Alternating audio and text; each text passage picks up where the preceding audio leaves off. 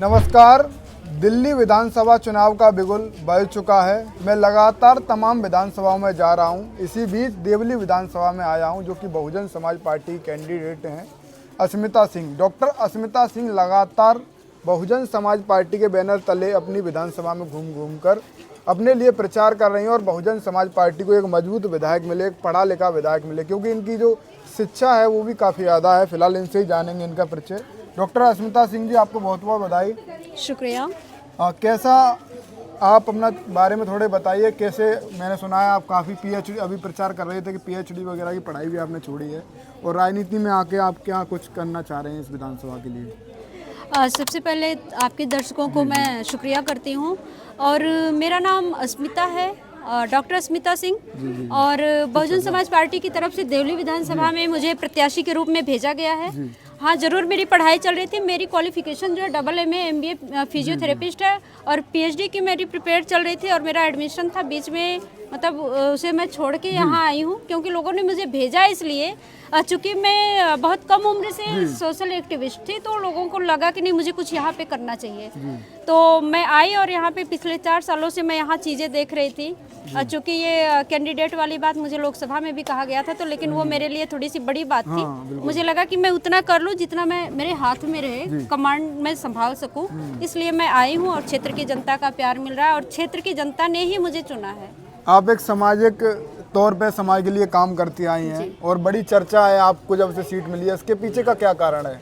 पूरे देश भर में चर्चा है, आप दिल्ली की एक विधानसभा से चुनाव लड़ रही हैं। देखिए, बहुत धन्यवाद कि लोग पसंद कर रहे हैं और ये आप लोगों का धन्यवाद है, जनता का धन्यवाद है कि जनता मुझे लोकप्रिय मान रही है, पसंद कर रही है, मेरी एजुकेशन को पसंद कर रही है, मेरी विचारधारा को पसंद कर रही है। मैं ये चाहती हूँ कि कोई भी बहन बेटी हो तो उसे इस तरह से, जिस तरह हमें प्रोत्साहन मिल रहा है, उसे ज़रूर प्रोत्साहन इस तरह का मिलना चाहिए ताकि वो आगे बढ़े और कुछ कर सके। जिस तरह से एक हमारी जो पार्टी की मुखिया आदरणीय बहन कुमारी मायावती जी, उन्होंने जिस तरह से अपना एक परचम लहराया, मैं चाहती हूँ कि दिल्ली में फिर से 4 बार 5 परचम लहराया, इस बार 5वीं बार दिल्ली में परचम लहराया जाए। लगातार बहुजन समाज पार्टी पर तमाम जो बड़ी बड़ी पार्टियां हैं, भारतीय जनता पार्टी से या आम आदमी पार्टी से, वो आरोप लगाती हैं कि बड़े रकम लेके बीएसपी टिकट देती है। आप तो एक सामाजिक तौर पर काम करती आई, आप पर इतना पैसा भी नहीं है, आपको टिकट कैसे मिली थी? बिल्कुल सही।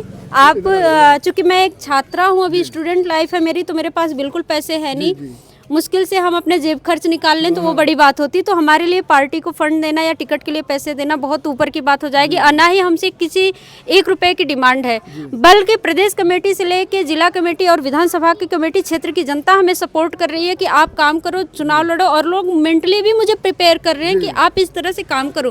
प्रदेश कमेटी से लेके बहन जी तक का आशीर्वाद मुझे इस बार मिला है कि बिल्कुल आप मेहनत करो और सशक्त महिला बनो और सशक्त महिलाओं को सशक्तिकरण के लिए आगे निकलो। अस्मिता जी, लगातार ये जो आरोप लगाए जा रहे हैं कि बीएसपी पैसे लेती है, ये कैसे हैं? मतलब फिर भी आरोप तो लगाए जा रहे हैं ना, इनको कैसे देख रहे हैं? जो बदनाम करने की साजिश है, क्या है आपकी नज़र में? देखिए, उनकी एक सेल है जो बदनाम करने की सेल होती है। वो बदनाम करते हैं लोगों को, बहुजन समाज पार्टी को, क्योंकि उन्हें हमारे लोगों का आगे उठना दिखा नहीं जाता है। हम ये चाहते हैं कि जब एक बार अगर आप अपने चैनल के माध्यम से हमें दिखा रहे हैं, तो वो आपकी जनता हमें देखे कि मैं ये सच बता रही हूँ कि मैंने एक चवन्नी भी नहीं दिया है इस टिकट के लिए। तो ये जो इस तरह से पार्टी को बदनाम कर रहे हैं, तो ये पार्टी को बदनाम करने की सेल है, उन्हें इस सेल को समझना चाहिए। बहुजन समाज पार्टी ने इस बार खासकर आप जैसे सामाजिक कार्यकर्ता, युवा, स्टूडेंट लोगों पर दाव लगाया है। इसका कितना अच्छा फायदा बीएसपी को पहुंचेगा? दाव नहीं लगाया है। आदरणीय बहन कुमारी मायावती जी ने हमेशा से पढ़े लिखे शिक्षित लोगों के लिए ही उन्होंने एक स्थान दिया है और वो चाहते हैं, चूँकि एक शिक्षित आदमी ही बदल सकता है। अगर यहाँ पे ये हमारी सिर्फ एक MLA बनने, विधायक बनने की लड़ाई नहीं है, ये एक तो व्यवस्था परिवर्तन की लड़ाई है। हम उस व्यवस्था को बदलना चाहते हैं। जहाँ हमारे स्कूलों में ताले लग रहे हैं या स्कूलों में पानी जर्जर हो रही बिल्डिंग है, स्कूलों में बच्चों को टाइम से पानी नहीं आता है, बिजली की समस्या होती है, उन्हें स्कूलों में पंखे नहीं होते हैं, कूड़े करकट होते हैं विद्यालयों के आसपास, टीचर नहीं है, अनुशासनहीनता भरी है। तो उस चीज़ के लिए कौन लड़ सकता है? शिक्षित आदमी लड़ सकता है। इस बार आपके हिसाब से नहीं लग रहा है जो कैंडिडेट का जो सिलेक्शन है वो काफ़ी ज़्यादा मजबूत रणनीति के साथ हुआ है और अच्छा काम करेगा इस बार, लग रहा है? क्या लग रहा है आप अपने तमाम जो आपके तमाम जो स्टूडेंट क्षेत्र के जो कैंडिडेट हैं उनसे तो संपर्क होगा ही आपका। जी बिल्कुल संपर्क है और काफ़ी लोग आए हैं और हमें लग रहा है पूरे दिल्ली से लेकर उत्तर प्रदेश के लोग भी आ रहे हैं। ये तो हमारी क्षेत्र की जनता है जो हमारे साथ चल रही है कंधे से कंधे मिलाकर, और मुझे पूरा विश्वास है कि इस बार इस देवली विधानसभा के अंदर एक ऐसा इतिहास बनने जा रहा है जो मुझे लग रहा है कि अब तक नहीं बना है संविधान के बाद। दिल्ली जैसे राज्य में आप इतनी बड़ी भीड़ लेके चल रहे हैं, और ये कैसे, क्या महिला इतनी बड़ी संख्या में, क्या कुछ आपको आशीर्वाद के रूप में दे? महिलाएं जो है आशीर्वाद इतना दे रही हैं कि अभी शायद आप लेट हो गए, थोड़ा ग्राउंड रिपोर्ट देखते ना, महिलाओं के आंसू आ रहे हैं। क्यों आ रहे हैं? क्योंकि वो झेल रही हैं। उनका बेटा, उनका पति वो शराब की लत में पड़ चुका है, जो कि शारीरिक, आर्थिक, मानसिक और सामाजिक क्षति हो रही है उनकी। तो महिलाएं उस चीज़ से बाहर निकलना चाहती हैं। महिलाओं को पानी चाहिए, लोगों को पानी चाहिए, जनता को पानी चाहिए, बच्चों को शिक्षा चाहिए। उसके लिए सब लोग परेशान हैं। इस सरकार से बिल्कुल छुटकारा पाना चाहते हैं। जी। अरविंद केजरीवाल जो लगातार ये दावा कर रहे हैं कि स्कॉलरशिप देकर हम विदेश में बच्चों को पढ़ा रहे हैं, और उनका ये भी दावा है कि जो जैविक योजना वगैरह जो आई थी वो भी बंद हो गई। ये केजरीवाल जो सरकार बनने से पहले जो वादे करते हैं, इनके वादे में कितनी सच्चाई क्या है? देखिए, ये सच्चाई जनता से पूछेंगे तो मेरे से बेहतर वो जवाब देगी, लेकिन मैं आपको छोटा सा जवाब दे देती हूँ कि उनकी करनी कुछ और है, कथनी कुछ और है। करते कुछ और है, कहते कुछ और है। उन्होंने कहा था कि दिल्ली में सड़कों को पेरिस सा बना देंगे, लेकिन हम कह रहे हैं हमारी सड़कों को सड़कों सा ही नहीं बनाए उन्होंने।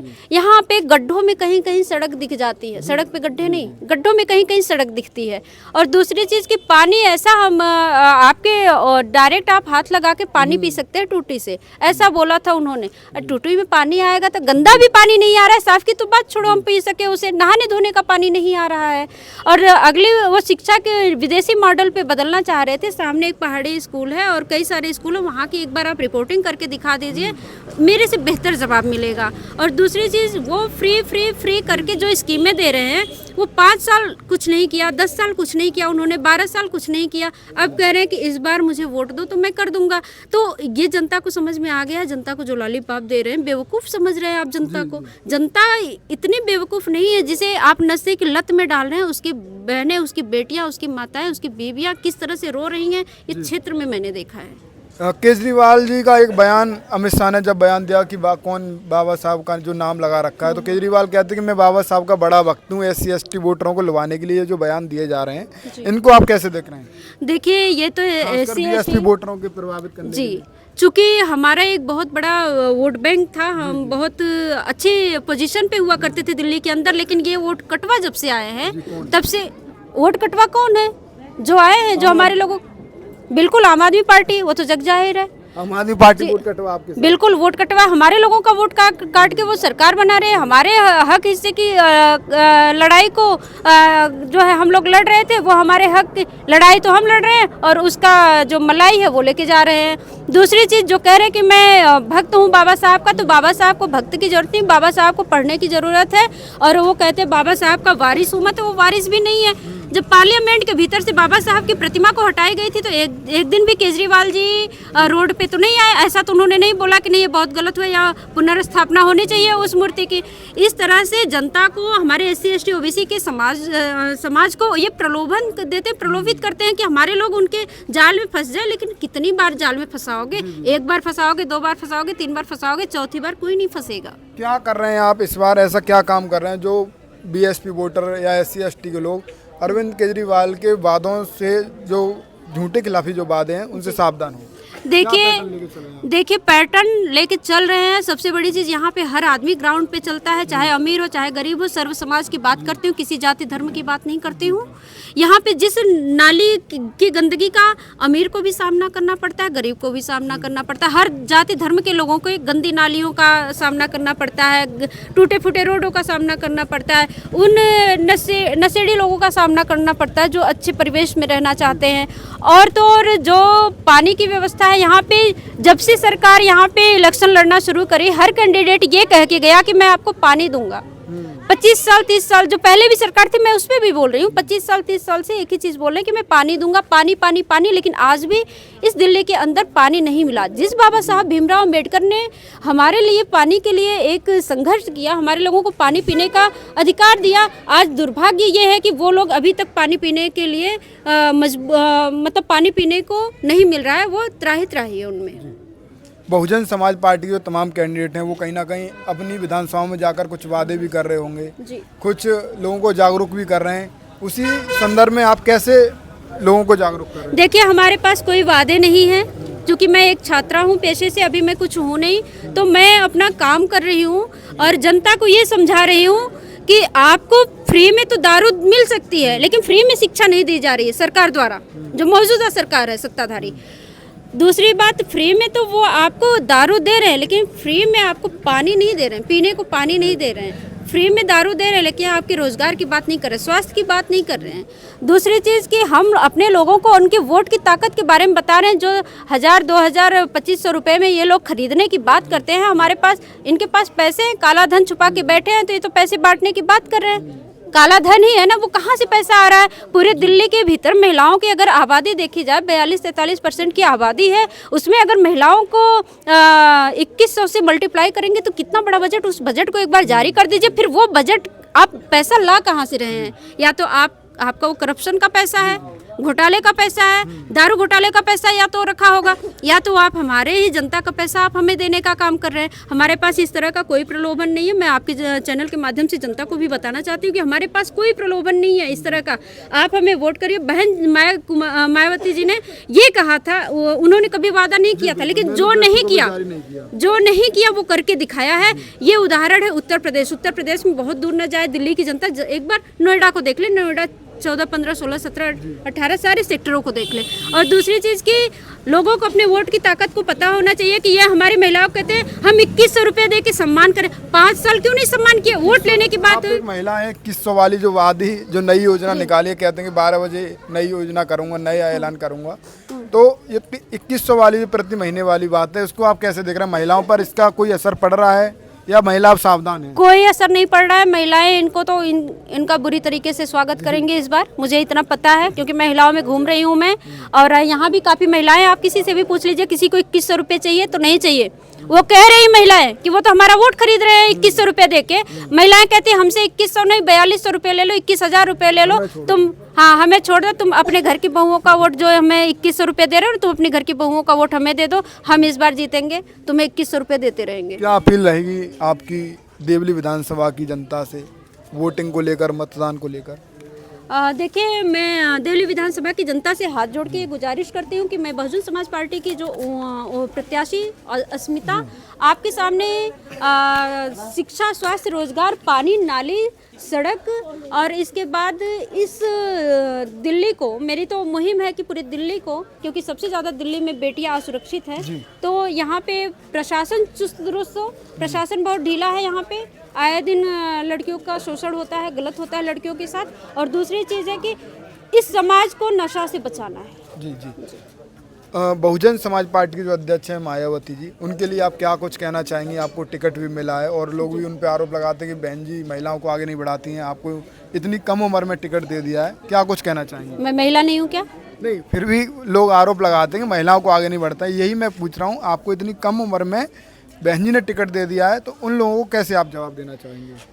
इतनी कम उम्र में बहन जी ने मुझे दिया है, ये बहुत बड़ा आशीर्वाद है बहन जी का हमारे पास। और ये जो कहते हैं कि महिलाओं को आगे नहीं बढ़ाती, तो मैं महिला हूँ, हमारे साथ इतनी महिलाएं हैं और महिलाएं चल रही हैं, आगे हैं ये महिलाएं। और दिल्ली के भीतर काफ़ी महिलाओं को टिकट दिया गया और हर क्षेत्र में हमेशा इसे बहन जी ने, चूँकि महिलाओं को अच्छे संसाधन दिए, बहन जी ने महिलाओं को अलग वरीयता दी है। तो ये तो गलत बात है कि ये कहना, जिस बाबा साहब भीमराव अम्बेडकर ने जो है नारियों के लिए हिंदू कोड बिल लिखा और नारियों के लिए उन्होंने सशक्तिकरण की बात की, और उसी की बात बहन जी ने किया। उसी विचारधारा को तो हम बढ़ाने वाले हैं। माता सावित्री बाई की विचारधारा को बढ़ाने वाले हैं, माता फातिमा शेख की विचारधारा को बढ़ाने वाले हैं। तो ऐसा नहीं है कि हमारे लिए महिला, हम तो उनकी विचारधारा को लेकर चलते हैं। तो ये कहना गलत है कि बहन जी महिलाओं को सम्मान नहीं करती हैं। बहन जी का महिलाओं के लिए सम्मान है और हमारा भी बहन जी के लिए कोटि कोटि सम्मान है।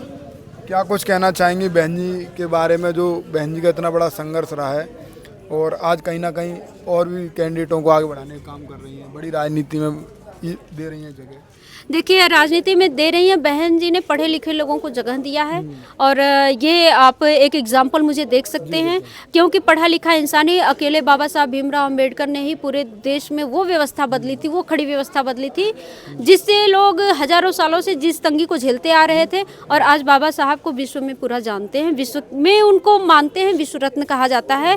और इसलिए महिलाओं को भी और युवाओं को भी मौका दिया गया है, और हमारे लोगों को, पढ़े लिखे सशक्त लोग जो समाज को सशक्त कर सके, उस एक अच्छी छवि वाले लोगों को दिया गया है मौका। तो आज मैं देवली विधानसभा में मौजूद था, मेरे साथ डॉक्टर अस्मिता सिंह थी जो कि बहुजन समाज पार्टी की देवली विधानसभा से कैंडिडेट हैं। मैं लगातार एक प्रयास कर रहा हूं कि जो भी गरीब दलित वंचित वर्ग यानी कि तमाम वर्ग से जो आने वाली महिलाएं हैं या जो भी कैंडिडेट हैं, स्टूडेंट हैं, उनका इंटरव्यू लूँ, उनका चुनाव प्रचार देखूँ कैसे क्या वो चुनाव प्रचार कर रहे हैं और आपके बीच रखूँ। डॉक्टर अस्मिता सिंह जी के साथ भी आज हम देखेंगे कि आखिर ये कैसे प्रचार कर रही हैं, जो आप वादे कर रही हैं जागरूक करने के, वो भी हम देखेंगे जी, और लोगों को भी दिखाएंगे। फिलहाल मेरा निवेदन है कि आप इस वीडियो को शेयर करें और इस डॉक्टर अस्मिता सिंह जी के इंटरव्यू को लोगों तक पहुँचाएं, इनके विचारों को लोगों को पहुँचाएं। अगर आपको ये वीडियो अच्छा लगा हो तो इस वीडियो को शेयर करें। आप देख रहे थे बी मिशन टीवी।